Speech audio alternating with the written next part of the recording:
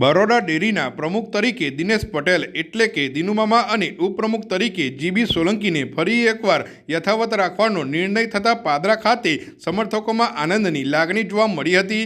મામા party plot ખાતે તેમના ભવ્ય સ્વાગતનું આયોજન કરવામાં આવ્યું હતું। ભાજપ દ્વારા બરોડા ડેરીના પ્રમુખ તરીકે દિનેશ પટેલ, દિનુમામા અને ઉપપ્રમુખ તરીકે જીબી સોલંકીને ફરીથી યથાવત રાખવાનો નિર્ણય લેવામાં આવ્યો છે। આ અંગે ભાજપ સહકારિતા સેલના સંયોજક બિપિન પટેલ ગોતાએ સત્તાવાર જાહેરાત કરી હતી। આ નિર્ણય બાદ પાદરાના મામા પાર્ટી પ્લોટ ખાતે મોટી સંખ્યામાં સમર્થકો ઉમટી પડ્યા હતા। દિનુમામાનું ફૂલહાર પહેરાવી અને શુભેચ્છાઓ સાથે ભવ્ય સ્વાગત કરવામાં આવ્યું હતું।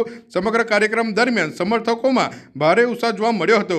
બરોડા ડેરીમાં ફરી એકવાર દિનુમામા અને જીબી સોલંકીની જોડી યથાવત રહેતા સહકારી ક્ષેત્રમાં તેમની આગેવાની વધુ મજબૂત બન્યાની ચર્ચાઓ ચાલી રહી છે। ભારત માતા કી જય।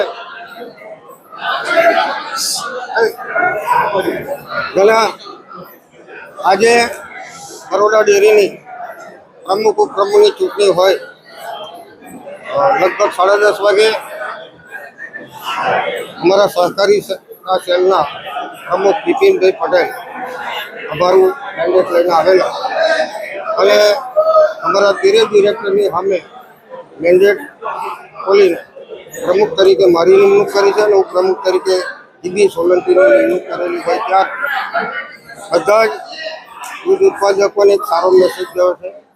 અમે 12 વર્ષથી સતત પ્રમુખ હોઉં ફરી 2.5 વર્ષ માટે મારી નિમણૂક કરેલી હોય ત્યારે પાર્ટીના તમામ આગેવાનોનો ખૂબ ખૂબ આભાર માનીએ છીએ અને પાર્ટીના માટે જે કંઈ જવાબદારી અમને હક છે એ જવાબદારી નિષ્ઠાપૂર્વક કરતા આવ્યો છું અને કરતો રહું। આજે જ્યારે સતત ડેરીની સ્થાપના થઈ ત્યારથી પાદરા તાલુકાના પ્રમુખ કાયમ માટે રહ્યા છે એવા મુખી સાહેબ પણ 15 વર્ષ જેટલા પ્રમુખ રહેલા છે।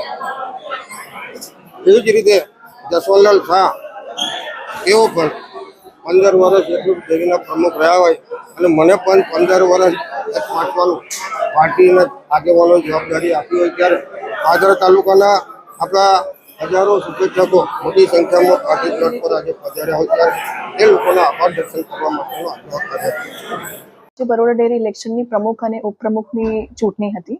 એમાં પ્રમુખ માટે દિનેશભાઈ બાબુભાઈ પટેલ અને ઉપપ્રમુખ માટે જીબી સોલંકીને બિનહરીફ ચૂંટાયેલા જાહેર કર્યા છે। આમાં એક જ ફોર્મ રજૂ થયા હતા, એટલે બિનહરીફ એમને ચૂંટાયેલા જાહેર કર્યા છે। અન્ય કોઈ ઉમેદવારી આમાં કરી હતી? ના, અન્ય કોઈ ઉમેદવારને ઉમેદવારી નથી કરી। આપણે ફક્ત 2 જ ફોર્મ મળ્યા હતા, એમાં એક પ્રમુખ માટે અને બીજા એક ઉપપ્રમુખ માટે।